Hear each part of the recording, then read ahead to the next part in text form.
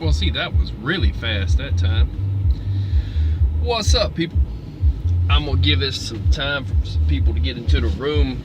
And I'm gonna put a couple of my ideas out there, some of my knowledge. I hope someone appreciates it. Seems to be like there's a few people that appreciate what I'm doing. Hope everybody's doing good. If you're not doing good, stop and have a cigar. You'll be doing better. Now, what is this? Oh, they're playing Ring Around the Rosies. See, I have never done that in an 18-wheeler. Oh, man. Y'all playing Ring Around the Rosies or what? I had to say that. Double drop. I thought that was going to get expensive real fast, buddy. Oh, man, that's funny. So, yeah. Oh, kick back, I'm having roast right now. I've been meaning to show some grilling videos, do a little grilling. I got it all set up, just ain't had time to grab the steaks from Walmart. And I'm chillaxing for a minute, gonna have some roast, like I said. Where in the world did I put my roast? I don't know. I've got food in here, I just know it. So, yeah, stopping and finishing up some roast is what I'm going to do, and I'm going to have a cigar and some OJ and some coffee, because that's what time it is. I always try to wait, let people come into the room and all. I have limited time right now, trying to take care of some stuff, so we'll see how that goes. And this thing went up live so fast I didn't even have time to find, like I said, where I set my lunch. That's crazy. They must like me a little bit better now. Oh, man. Possibly. Yeah, anything's possible here. There we go. Okay. Sometimes you gotta do a cleanup too. Okay.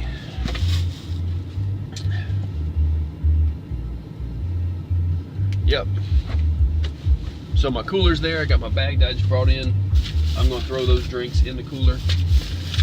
Getting things worked out. Getting things worked out.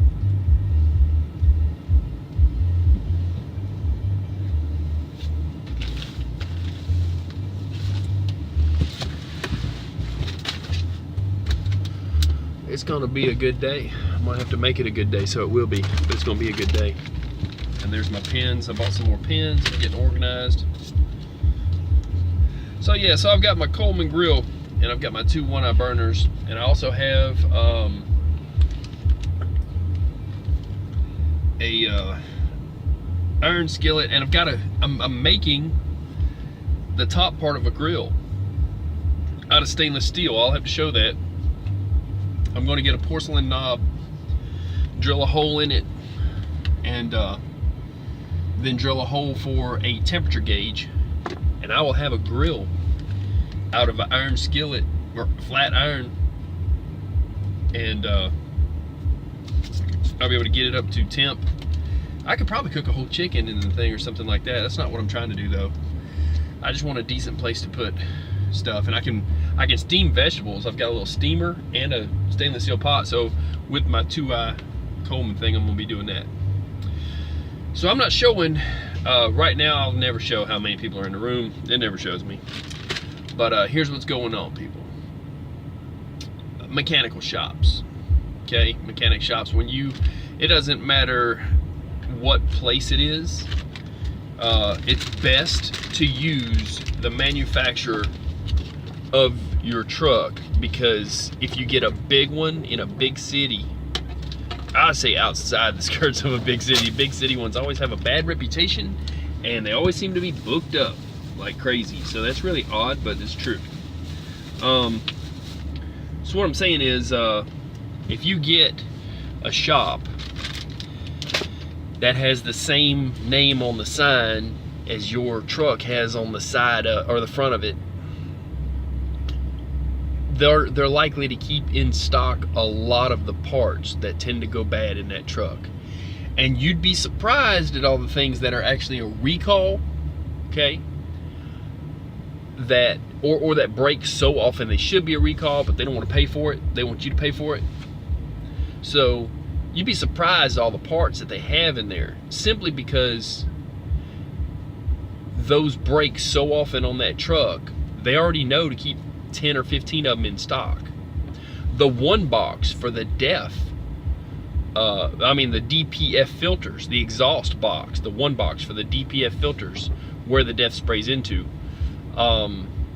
Your exhaust filters, they are catalysts. They're catalytic, almost like catalytic converters in a way, but really they are. But catalytic mufflers, those filters in there. That one box that it's in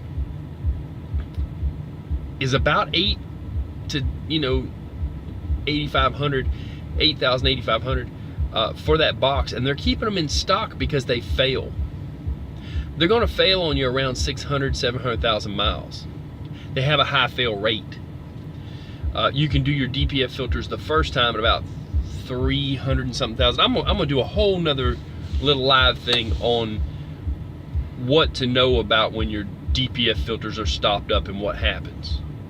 I'm gonna do a whole live on that. Maybe tomorrow, maybe the next day, I'll do a whole live on it, because I've got a lot of information written down. I'm not gonna get into that. This is just to help you have some ideas to get in and out of shop quicker, and a few of my tricks that you probably don't know you can do, but you can. So back to it is, if they have the DPF filters in that shop and they already know you're getting your DPF filter changed, but really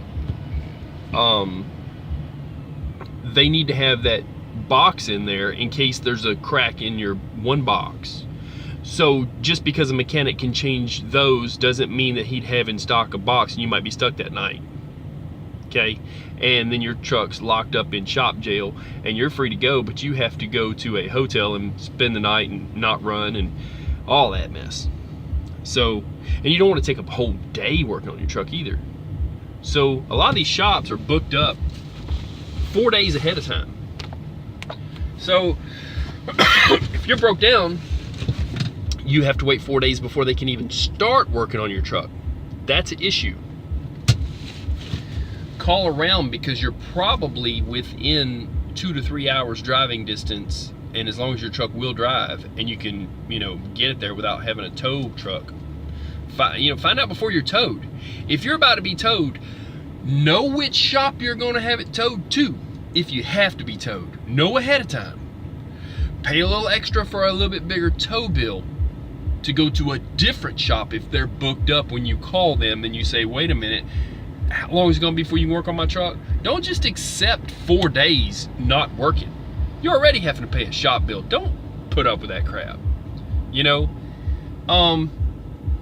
But know ahead of time how booked up they are, and also find out if they have all the parts it could possibly be. Even at 300,000, see if they have a one box in stock before you let them do the work. See if they're booked up or not. See if they've done this kind of work before. Major thing that I have is when they have to order parts and it's going to take them the next day to order the part or whatever, I go ahead and have them order a part a day ahead of time. If the truck will still run and it's not an issue that goes into a shutdown, I'll have them go ahead and order the part, and then I'm on my way and I'll be there, and then then they'll have the part and they can change it, rather than go there and let them determine how long it takes them to get me out the door. If you run your business so that you're allowing yourself to be at the mercy of the mechanic's time, he works 8 to 5 and he could care less whether he gets you out that night or not. They may put a first shift mechanic on it, then a second shift mechanic on it, and then the third shift or the end of second shift might be over, and then that's it, right? Wrong.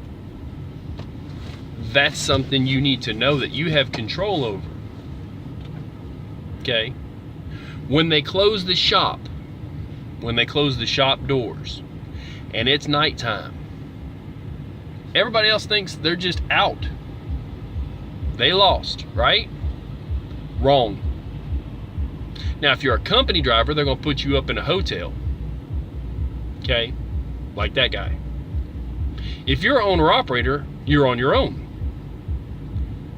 Okay? But you could be making money. You could be leaving there and driving. There's two ways to do that. One is if you tell them button it up, make it to where it'll run, and I'll leave here and go deliver this load and I'll be back tomorrow. But you got to pay that bill right then and come back and pay another one. But the second way, this is something you probably don't know about, and it's true, and you can check it, but it's going to freak you out a little bit. Okay, imagine if you had a mechanic shop in every town that you went to, every state, and you owned a shop in every state, and you know, you paid a certain amount for that shop and the mechanic to be ready at your disposal when you needed them. Now I'm going to tell you, you already have that, but you don't know it. And I'll explain to you like this. If you call TA truck stop and you have, let's say for instance, because I had one once, say you have a brake chamber. You can't make it to that TA. You're at either another truck stop, park safely, or you're broke down on the side of the road. Either way, you just can't make it to that TA. What happens? Well, they're going to send a service truck out to you, but they're going to charge you an extra $100 to $150 for a road call. Okay? And he's going to hopefully bring the parts you need, or if not, he's going to charge you extra for the extra hour to go back to the TA and get the parts he forgot, but you have to pay for that, and he's going to bring back to you. Or if they don't have them in stock and he has to go to Freightliner, he's going to charge you the mileage and all that for that, about $18 for about 5 miles, something like that. So it could get expensive if they're 60 miles away at the Freightliner, to go get the parts and bring it back to you. Now, if you go with a small independent shop, that independent shop's going to cost about $100 to $150 to drive and go pick up that part at, let's say, Freightliner, and then come back. Now here's the trick that I was telling you. You have a shop in every city, and it has to do with that road call. Keep that road call in mind. Okay. Now, Peterbilts may or may not have this. Kenworths may or may not have this. You might want to check at each independent shop. It's up to what they have. But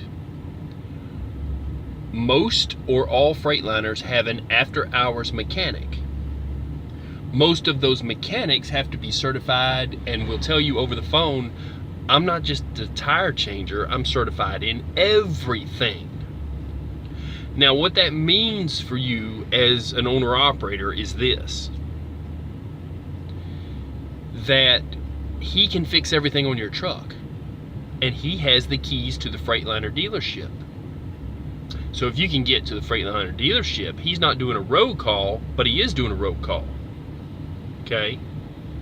You could pay him $150 and he will open up and show up to and open up that shop. Now, if you don't get the parts ahead of time, before the parts place closes, then what do? Well, I'll tell you what you do.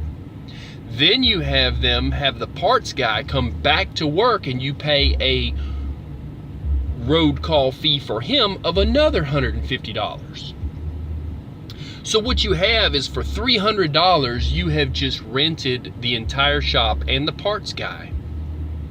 And you have a shop in every city that will take you in immediately, and you're first in line in every city, in every state, every shop in America that will do that for you. So that's a trick that I use to be able, if I'm running at night, to still deliver that load instead of waiting until the next morning to be 4 days behind other drivers that are in 4 days in line to get their shop work done, and they're having to pay for hotels for 4 days. No, you're next in line, and it only costs you $300. $150 for the guy to come out, what you would call road call, but he's really not. He's showing up at the Freightliner dealership you're at. He's got a key to the gate. He can open up the shop and he can work on it right in there. If he's a fully certified mechanic, Most of them have to be, not just a tire changer, okay, or somebody that does tires and brake chambers or whatever they're able to do, okay. Then he'll say, yeah, I can do that job. They could have done my DPF filters. They can do anything to your truck, and they have all the parts available. And the smart thing to do is go into the Freightliner dealership before they close, tell them what you're wanting to have done to your truck, and if they say, well, our guys are leaving for the day by that time, ask them, can you have that guy do that, and go ahead and pull the parts so you don't have to pay for that parts guy to show up. You got me? Go ahead and make sure they have all the parts in stock before you start the work though. And then you've just paid an extra $300, but you skipped to the head of the line, and you got out of there that night within however many hours that it takes him to fix the truck.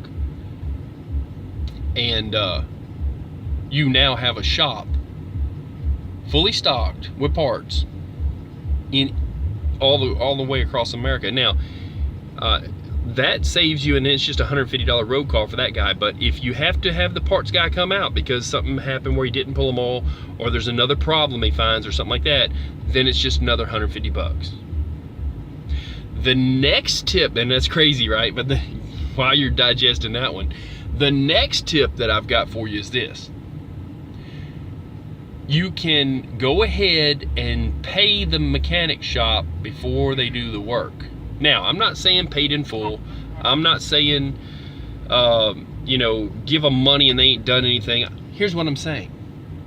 Go ahead, and if they have, say, a type of an account, like Freightliner uses a Pinnacle account.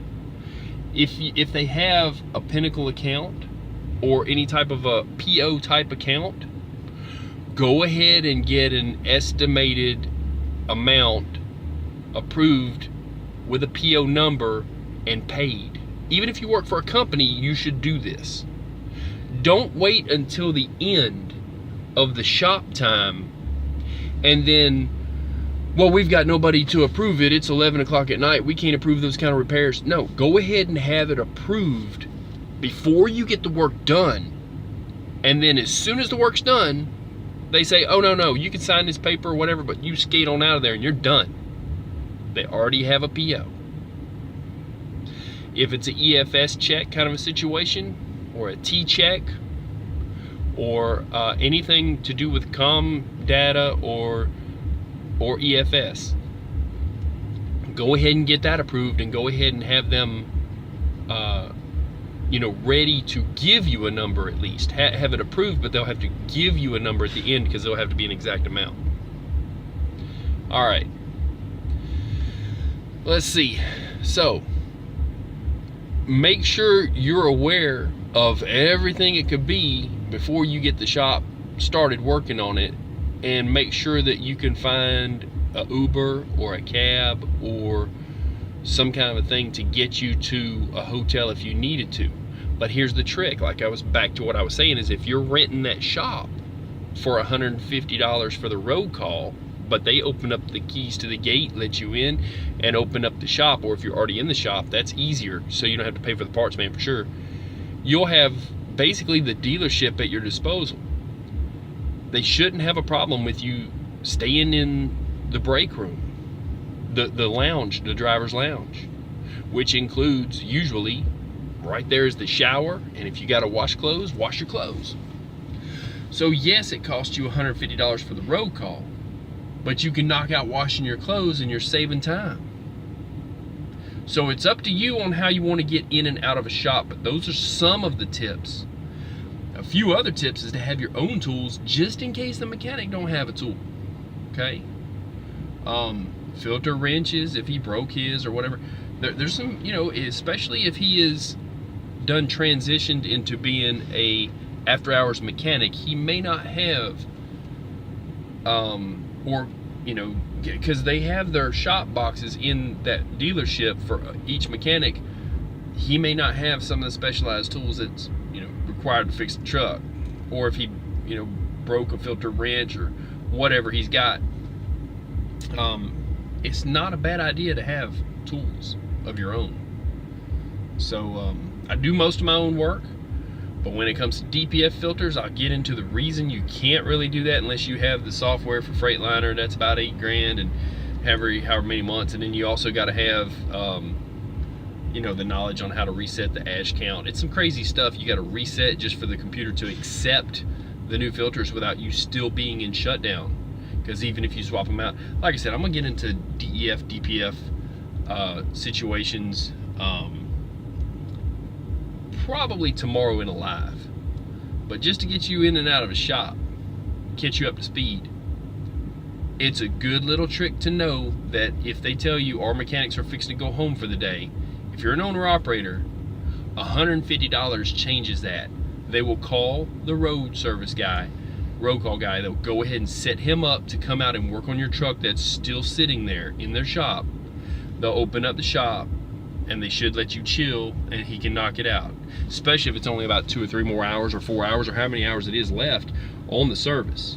It's smart to do that. It gets you down the road, and you can make money. Glass repair. You will never have to wait for a windshield. You should never. They set it up the day ahead of time usually, okay, in order to make that happen. But it's a company that they use that's then covered under your manufacturer, under the warranty or whatever, and you know, it's warranted after you pay for it. You got to pay for it, you know.